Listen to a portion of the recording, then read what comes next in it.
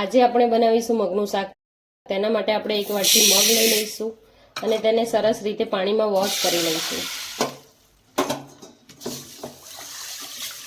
હવે તેમાં મીઠું, હળદર અને પાણી નાખી 4 થી 5 વિસલ વગાડી લઈશું। મગ સરસ બફાઈ ગયા છે। હવે આપણે આને વઘારી લઈશું। મગ વઘારવા હવે આપણે એક કડાઈમાં તેલ લઈ લઈશું। તેલ ગરમ થઈ ગયું છે। હવે આપણે એમાં 1 ચમચી રાઈ, હિંગ, મીઠો લીમડો, લાલ મરચાં અને લસણ નાખી આપણે સાંતળી લઈશું।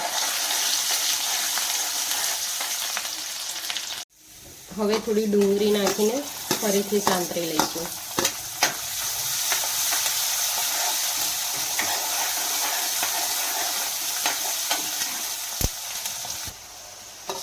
ટામેટું, હળદર,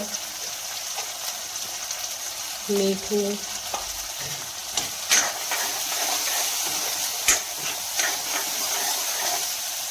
હવે બધું સરખું ચડી ગયું છે। હવે આપણે તેમાં મગ નાખીશું।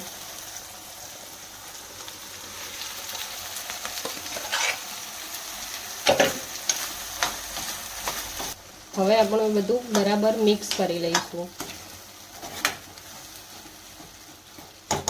ત્યાર પછી આપણે તેમાં મરચું,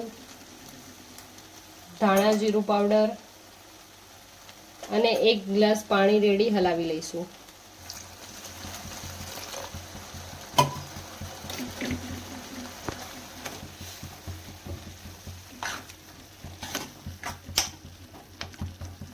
અને હવે 5 મિનિટ સુધી ઉકળવા દઈશું।